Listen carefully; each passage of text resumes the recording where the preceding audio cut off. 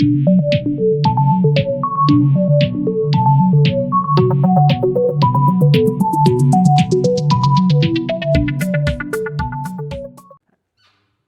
réfléchissais à ça cette semaine, puis quand j'ai décidé de me lancer dans une série sur l'Église, je ne pensais pas me rendre à 7 messages. Mais Dieu étant bon, c'est le dernier. On clôture cette série-là ce matin. Hein, vous savez, l'Église, c'est un gros sujet. Ça peut être des gros bâtiments aussi. Hein, je ne sais pas si vous avez traversé l'autre bord de la rivière, mais l'Église catholique, c'est gros. Hein, puis j'écoutais là, ces temps-ci, je ne sais pas si vous avez vu les reportages, mais il disait qu'il y a beaucoup de gens qui achètent les églises pour les transformer en logements sociaux, puis ils ne peuvent pas parce qu'il y a des... On appelle ce qu'il y a des cryptes dans les églises catholiques. Il y a des gens enterrés dans le sous-sol. Fait que là, ils se mettent à creuser puis ils découvrent ça. Voyez-vous à quel point c'était quelque chose, hein? Les gens payaient, là, je lisais ça dans les années 1800, ça coûtait, fin 1800, début 1900, ça coûtait 200 $ se faire enterrer dans le sous-sol de l'Église. Et c'est intéressant parce que ça montre à quel point c'était quelque chose d'être enterré dans l'Église. C'est aussi un moyen de flasher sa richesse, vous me direz, là, quand on y pense. Mais en même temps, il y a ça, l'Église, c'est un gros bâtiment, c'est une grosse réalité, mais il y a beaucoup de choses. Hein? Jésus a valorisé l'Église, il l'a aimée, il a donné sa vie pour elle, il vit encore parmi elle. On a vu aussi l'importance de la bâtir de la bonne façon ensemble. Hein? On est un corps. On a vu aussi les raisons d'être de l'Église. On a vu 9 bienfaits par la suite. Et la semaine dernière, j'ai bien aimé ça. On a vu aussi notre idée qu'on doit être un mouvement translocal. Qu'on doit être un mouvement qui est un peu comme quand on lance une roche dans un lac avec les vagues concentriques qui se répandent. C'est ça le but de l'Église. C'est pas juste notre communauté, c'est pas juste Farnham, c'est pas juste le Québec, le Canada, c'est le monde entier. C'est fou encore de penser qu'aujourd'hui, en 2026, il y a encore des peuples qui n'ont pas encore entendu parler dans leur langue de l'Évangile, de la bonne nouvelle. Hein, ils n'ont pas reçu la bonne nouvelle. Moi, j'aime ça. Je ne sais pas si vous recevez des courriels encore ou si vous êtes désabonné à tout ça, mais souvent, c'est des factures, c'est des mauvaises nouvelles. Tu sais, quand tu as une bonne nouvelle, c'est le fun. Hein, moi, quand j'ai reçu un texto qui m'a dit « Hey, le bébé des Schrader Tava, il est arrivé! » J'étais comme « Ouais! » C'est fun, des bonnes nouvelles. Mais il y a des gens qui n'ont pas encore appris c'est quoi la bonne nouvelle de l'Évangile en Jésus. C'est quand même quelque chose. Mais ce matin, dans la dernière partie, je pense que c'est un sujet qui est important.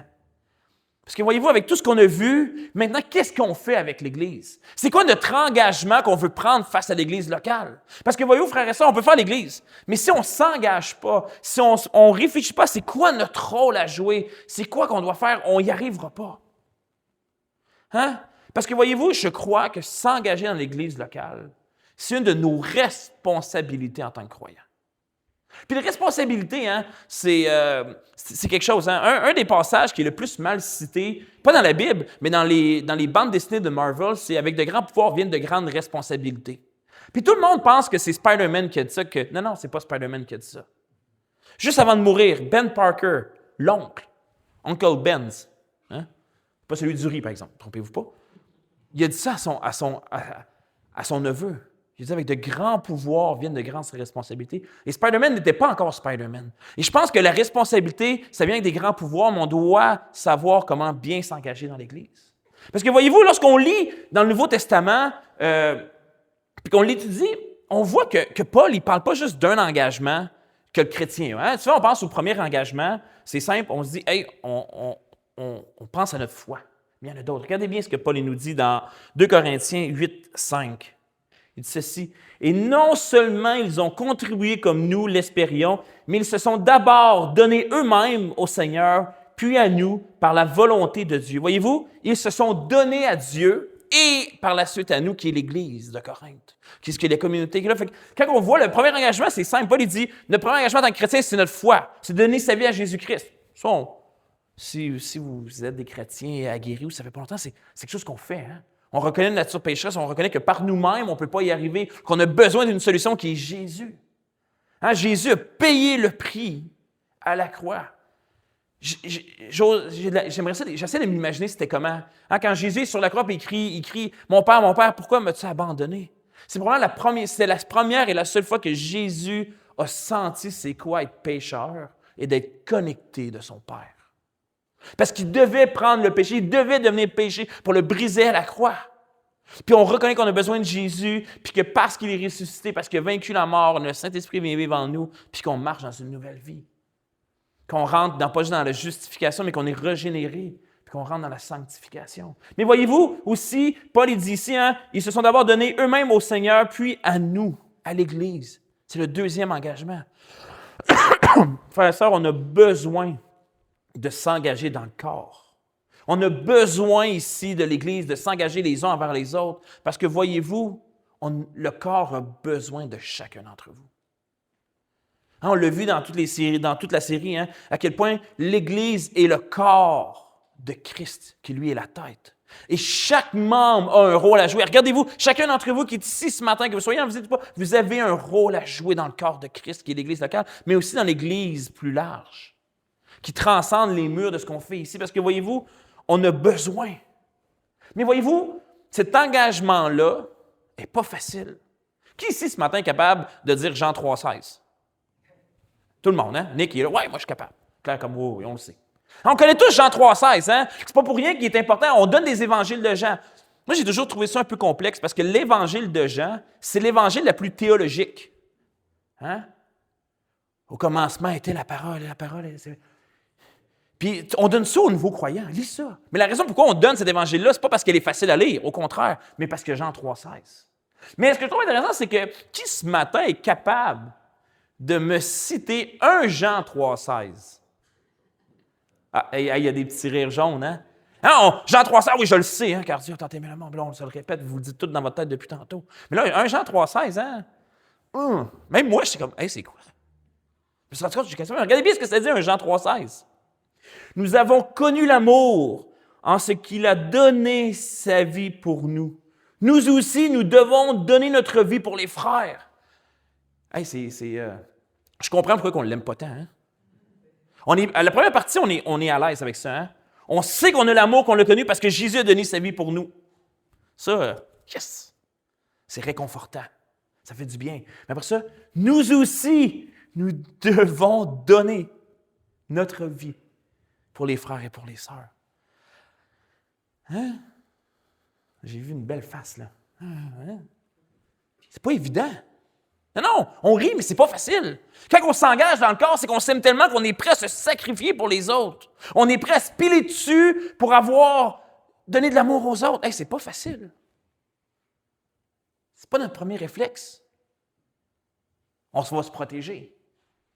Je ne sais pas si vous avez déjà vu des films, et des fois, c'est là qu'on voit. Hein? Je ne sais pas si vous avez réécouté Titanic dans le temps des fêtes, ça a passé quelques fois à la télé. Mais il y a des hommes qui ne devaient pas se sauver, qui ont volé des enfants pour pouvoir embarquer dans le bateau. Quand la panique pogne, notre réflexe, ce n'est pas de sauver les autres, c'est de se sauver nous. Mais c'est ça l'Église.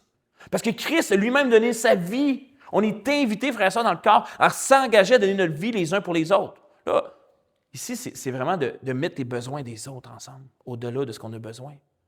C'est d'être prêt à faire, hey, ça ne marche pas pour moi aujourd'hui, mais je vais faire l'effort d'aller aider quelqu'un, d'aimer quelqu'un. Mais ça, ce n'est pas juste pour l'Église, c'est pour tout le monde autour aussi qui en ont besoin de ça. Parce que voyez-vous, autant que le verset est difficile, que l'amour entre les frères et sœurs, c'est pas évident. Hein, s'aimer dans l'Église, c'est pas facile. Parce qu'on est tous différents. On a tous des caractères différents, puis on se frotte les uns aux autres. Hein? Pour ça que j'ai entendu souvent, il y a des gens qui, je ne sais pas si vous avez déjà entendu cette phrase-là. Moi, j'aime pas l'Église parce qu'il y a trop d'hypocrites. Oh, je l'ai entendu, ça. Hein? Moi, des jeunes adultes là, que j'ai côtoyés, là, c'était ça, hein, de mes amis. Hey, moi, là, l'Église, j'aime pas ça. Je trouve que les gens sont hypocrites. OK. Mais je vais dire quelque chose, OK? Puis moi, je le dis, c'est que la personne qui dit ça est tout aussi hypocrite, sinon plus. De penser que la personne, tu sais, quelqu'un qui dit ça, c'est qu'elle pense qu'il est plus juste que les autres pour dire que les autres sont hypocrites. Fait que c'est un peu hypocrite quand on y pense. Hein, c'est un cycle, mais c'est vrai, c'est quand même hypocrite de penser ça. De penser que, hey, sais-tu quoi? Moi, je suis meilleur que les autres. Ça, c'est pas donner sa vie. C'est pas l'esprit du corps. Parce que quand on dit, hey, les autres sont hypocrites, oui, des fois, ça arrive. Oui, c'est vrai. Il y a des dimanches matin, quelqu'un vient voir, comment ça va? Ah, ça va bien. Puis tu as une semaine qui n'était pas facile. Mais ça, c'est un réflexe humain de protection. Parce qu'on n'a pas envie de tout déballer, tous nos problèmes à tous les jours. Des fois, il y en a qui le font. C'est pas toujours facile. Mais l'idée, c'est que quand on parle de l'hypocrisie qu'il dit ici, c'est l'idée que les gens sont faux. Mais si tu es faux, c'est parce que tu n'es pas bien engagé dans le corps de Christ non plus. Parce que voyez-vous, il y a une réalité. Fait que les gens trouvent que l'Église est hypocrite, puis ça fait que les gens quittent. Mais les gens qui quittent l'Église parce qu'ils trouvent que les autres sont hypocrites, c'est hypocrite. Mais c'est pas nouveau. Regardez bien ce que Paul il dit dans Éphésiens 5, 25. Ah non. Ah oui. Oui, OK, oui, c'est vrai. Excusez, je suis allé trop vite. Je veux dire spoiler une affaire. Mais ce qui est bon de l'Église, puis je vais revenir sur ce que je voulais dire ici, c'est que oui, il y a des hypocrites, mais il y a une justice dans l'Église parce que Christ, ça dit, mais comme Christ a aimé l'Église, il s'est livré lui-même pour elle. Jésus a tellement aimé l'Église qu'il a donné sa vie pour elle. Puis on le voit dans Apocalypse, hein, je ne sais pas si vous avez lu dernièrement Apocalypse 21, mais ça dit aussi que l'Église est l'épouse de Christ. On se doit d'aimer l'Église. Imaginez-vous, vous êtes avec un de vos amis, OK? Votre meilleur ami, OK? Celui-là que toutes les barrières tombent, là, puis il y a des blagues des fois un peu douteuses qui se font. Là. Vous savez un peu de qui vous avez tous un ami comme ça. Quelqu'un que vous êtes en confiance, que vous pouvez être qui vous êtes vraiment. Puis imaginez-vous que ce très, très bon ami-là, il vous dise la phrase suivante, bien sérieux. Il dit « Hey, mon chum, moi, je t'aime. Mon ami, je t'aime beaucoup. Mais t'es vraiment un bon ami, mais c'est quelque chose de vraiment important à dire. Vraiment important. Ta femme, là, je suis pas capable. Elle me tape ses nerfs. Hein? Imaginez-vous, là ça rit, mais imaginez-vous le malaise que ça fait. Ton meilleur ami te dit « J'aime pas ta femme.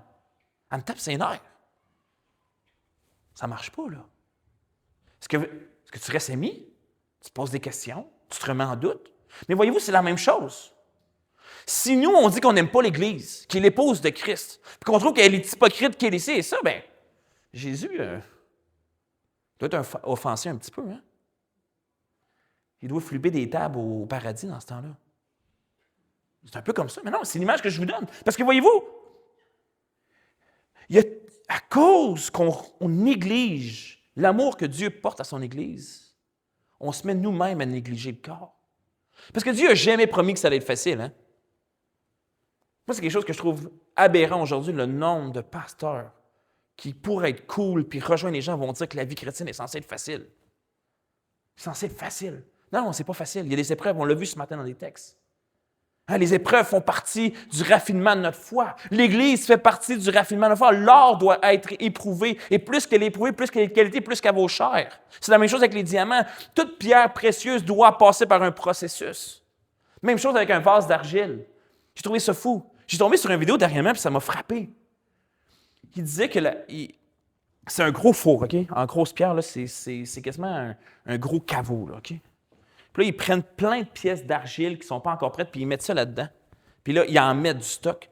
Puis là, ils mettent du bois dans le fond là, le plus possible, puis pendant 5 jours, toutes les poteries passent au feu. Mais pas un petit feu, là. C'est 24 heures sur 24 pendant 5 jours que des gens... Et on parle d'un feu de maison, là.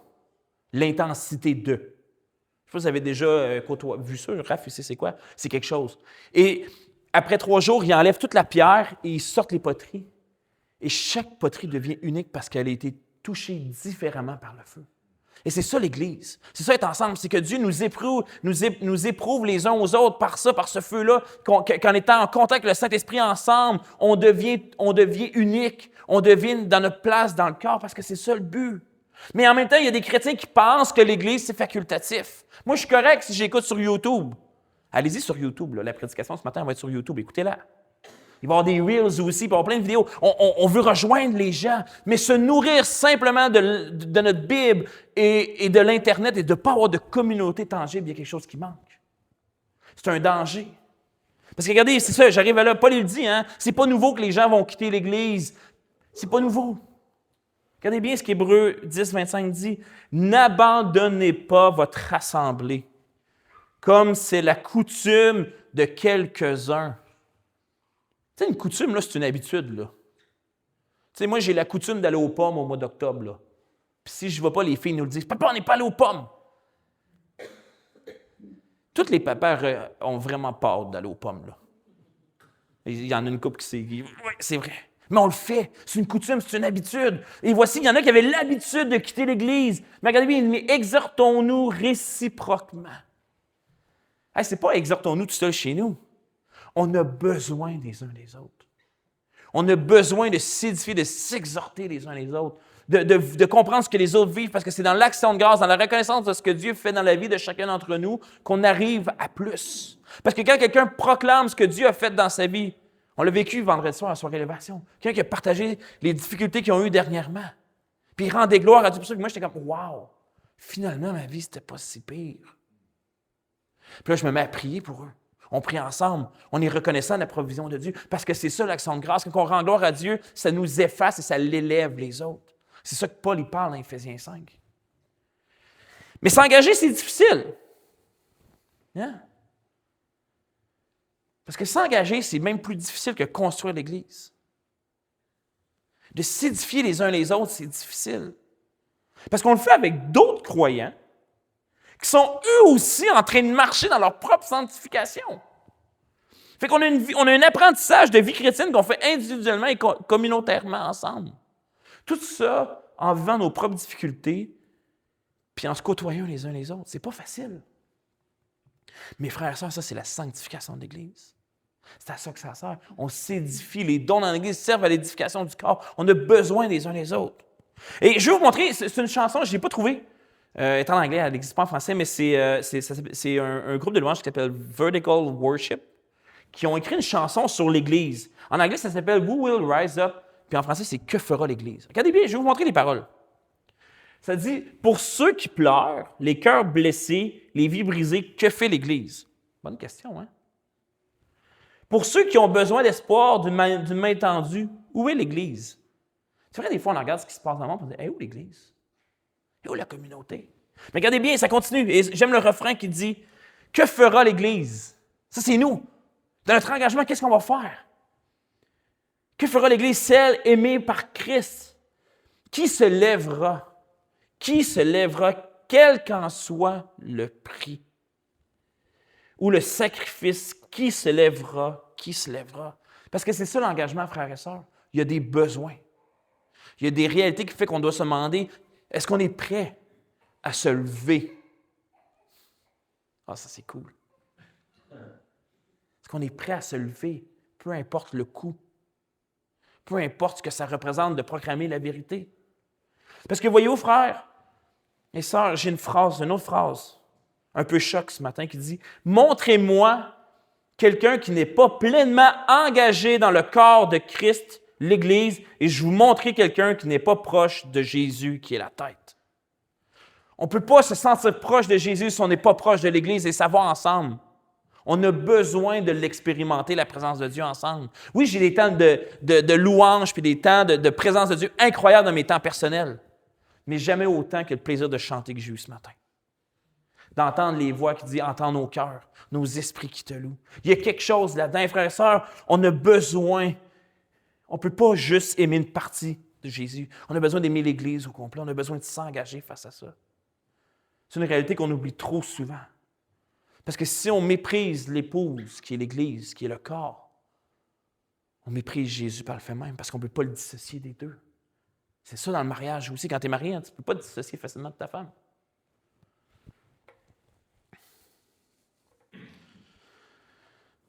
Parce que voyez-vous, la différence entre quelqu'un qui participe à l'Église et quelqu'un qui est membre de l'Église se résume dans ce simple mot-là qui est l'engagement. Parce que oui, c'est vrai qu'il y a des périodes qu'on participe à l'Église. Des fois, on est dans la recherche d'une Église, des fois, les circonstances changent, qui fait qu'on visite des églises, qu'on veut trouver sa place. Mais une fois qu'on trouve sa place, on ne peut pas juste être participant. On doit s'engager. Puis s'engager, ça a plein de manières différentes parce qu'on est tous différents, on a tous des dons différents. Notre engagement va différer. Moi, la mienne est beaucoup plus grande, je suis le pasteur. C'est sûr que mon engagement est 100% avec vous. Je veux dire, il n'y a pas une journée que je ne parle pas de l'Église avec Caro puis réfléchir à qu'est-ce qui s'en vient pour nous, parce que c'est mon rôle, c'est mon rôle à moi. Mais en même temps, j'ai besoin des dons des autres. Si c'était moi le trésorier de l'Église, ça irait pas bien. On flauberait tout l'argent tout le temps. Parce qu'il y a des gens qui ont des dons de finances. Je suis capable de jouer de la guitare puis chanter un peu, mais on a besoin de gens qui savent amener les gens plus loin. On a besoin de gens qui ont des dons d'enseignement pour la prédication, mais aussi pour l'école du dimanche. Je le dis, là. Mais ce matin, je plains un peu Maria en bas, là. Vous êtes facile à gérer. Vous êtes des adultes. Non, vous riez, mais ça prend des gens qui ont la capacité d'interagir avec les enfants. Je veux dire, on a triplé quasiment notre nombre d'enfants en quelques temps. Mais c'est beau à voir. Parce que c'est ça l'Église. Puis les enfants regardent à vous. Ah, moi, je dis souvent, mais notre motivation maintenant pour Émile, savez-vous, c'est quoi? C'est de dire, hey, Émile, on s'en va à l'église. Il fait, oh non, on ne veut pas aller à l'église. Puis là, je fais, hey, c'est quoi? Monique est là, puis Doris est là, parce que c'est comme ça que Émile, il dit Léo. Fait que si vous avez un nom en haut, il va dire ça. Peu importe si vous appelez Maurice, il va dire ça comme ça. Puis là, il vient les yeux gros comme ça. Puis là, il part. Puis là, il met ses petites bottes en envers, puis son manteau tout croche, puis il est prêt. Parce que voyez-vous, c'est ça qu'on crée quand on s'engage dans l'Église. Le temps que ces personnes-là ont investi dans la vie des enfants, qu'ils font là, ça crée des relations qui sont importantes. Parce qu'on a besoin les uns des autres. On a besoin de l'expérience des plus vieux, puis la folie des plus jeunes, je vais dire ça comme ça. Parce que c'est ça le corps. C'est ensemble qu'on avance. Parce que... Oui. Oui, mais elle est plus balancée, la folie des plus vieux. La folie des plus vieux est plus balancée. Moi, je suis juste dans des idées de grandeur. Ça prend tout ça aussi. Parce que voyez-vous, c'est l'idée du mariage. Tu sais, quand vous fréquentez, là, c'est pas engageant. Ah non, moi, je me rappelle avec Caro quand on se fréquentait. Petit papillon, puis on va se voir, en fait ça.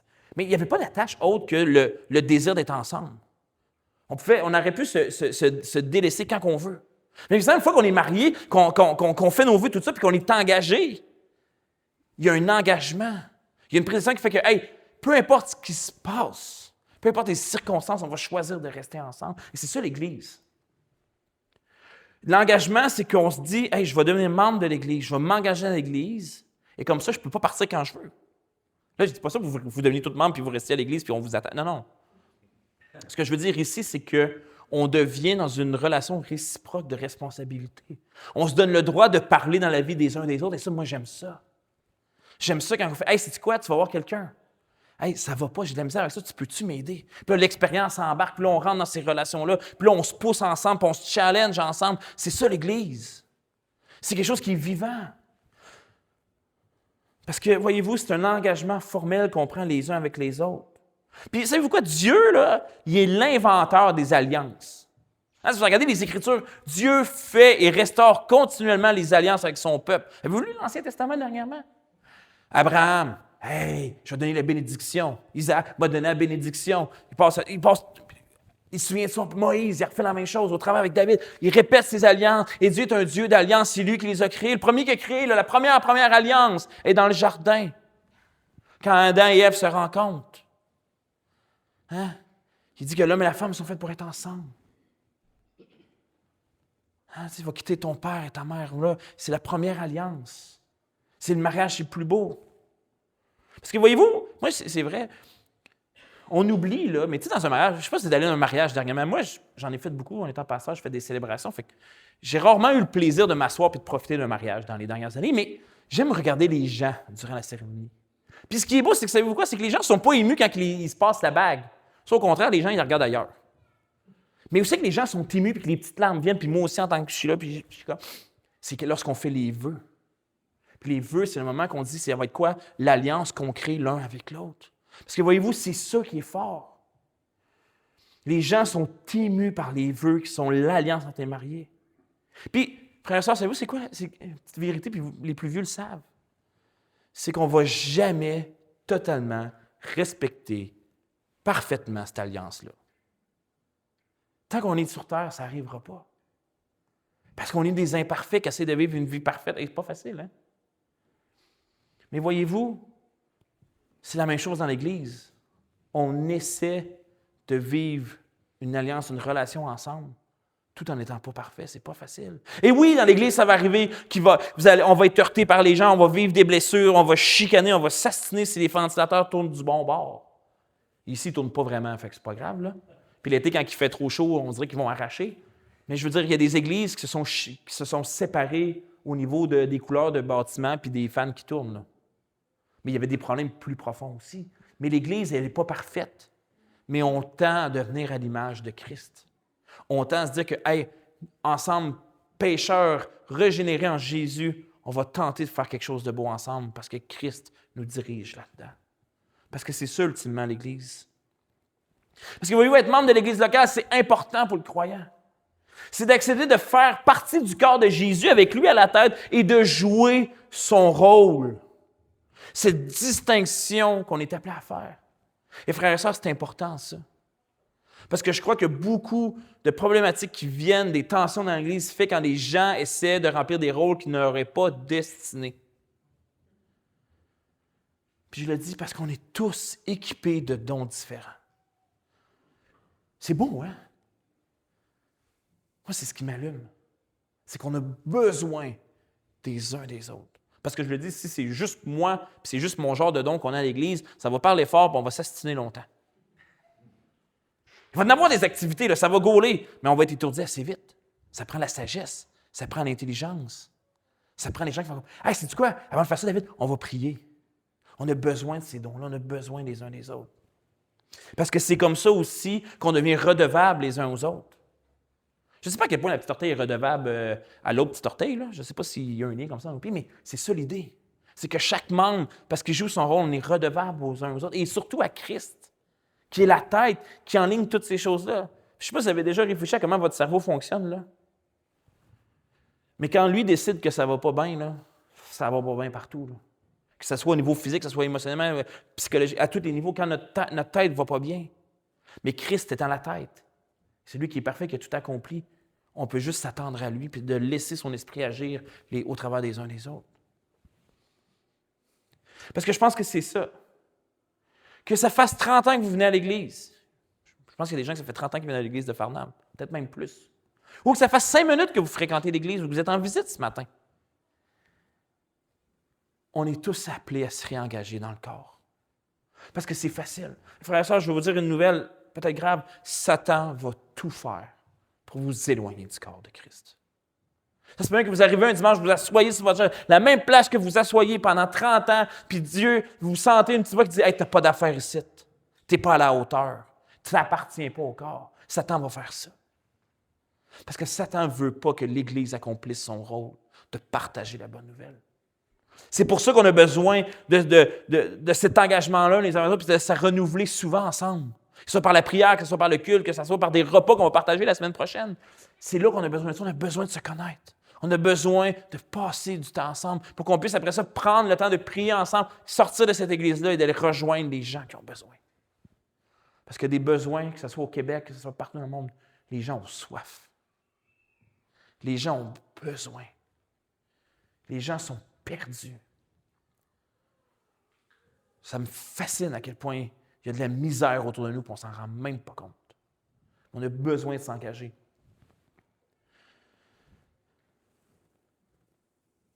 Parce que vous voyez, frères et sœurs, peu importe c'est quoi votre niveau d'engagement présentement. Peut-être que vous êtes juste en train d'adhérer à l'Église, peut-être encore que c'est incompréhensible, c'est quoi l'Église pour vous. Peu importe vous êtes où, même si ça fait 30 ans que vous êtes là, on a besoin de se réengager ensemble à chercher la volonté de Dieu.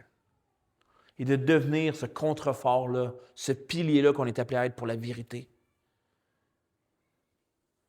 Parce que c'est compliqué. Satan, il travaille fort pour distordre la vérité. Il y a des gens qui commencent, des croyants qui commencent même à changer la vérité que les Écritures disent. Qui vont remettre en question Dieu par rapport à la sexualité, par rapport aux gens trans, tout ça. Puis dans les écoles, ça rentre, on a un rôle d'enseigner nos enfants, de leur montrer c'est quoi la vérité, frères et sœurs. Mais avant toute chose, c'est d'avoir l'espoir que peu importe la finalité de notre vie, parce que vous savez, frères et sœurs, s'il y a une chose qui est sûre, c'est qu'on va tous mourir. Hein? À moins que Christ revienne avant, là, mais en même temps, il va y avoir de quoi qui va se passer là aussi, parce qu'on va tomber dans la deuxième phase, mais il y a une chose qui est sûre. C'est que nous, on a l'espoir de la vie éternelle, mais il y a des gens qui ne l'ont pas. Puis ça, moi, ça me fascine. Puis quand on s'engage ensemble, c'est pas juste pour promouvoir la vérité, mais c'est pour s'engager les uns avec les autres, à dire, peu importe ce que vous vivez, peu importe les circonstances qui se passent, on va prier ensemble, on va vivre ensemble, puis on va s'édifier ensemble, parce que c'est ça l'Église. L'Église, c'est vivre ensemble. C'est pas facile, mais la beauté, c'est que plus que c'est difficile, plus que la récompense est grande. C'est ça que j'ai appris, moi. Plus que mon workout est difficile, plus qu'après ça, je suis craqué, mais après ça, plus que je me sens bien. C'est pas logique des fois, là, mais c'est ça. On est en workout. On est en entraînement. On travaille fort, on devient raqué, on devient fatigué, mais on continue parce que c'est ça. Parce que Christ est en train de nous révéler c'est quoi notre rôle en tant qu'Église pour devenir un mouvement qui va vers ceux qui ont besoin. Parce qu'ultimement, Dieu, son grand désir, c'est qu'on prenne soin de la veuve et de l'orphelin, puis de l'étranger. Je pense que pendant trop longtemps, c'est une mission qu'on a négligée dans le mouvement évangélique. On a négligé la mission qu'on est appelé de faire des nations de disciples.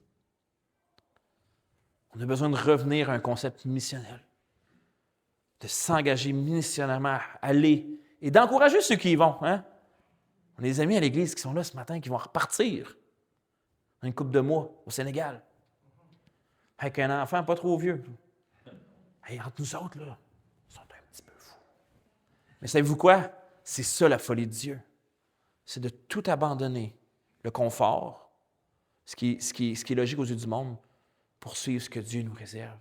Et c'est en Église qu'on peut y arriver. Parce que je sais que quand je pense à Christian Béhen, je sais qu'ils ont discerné au travers du corps si le rappel était là. Puis ils ont obéi, puis ils sont allés. Puis leurs pieds sont vraiment beaux.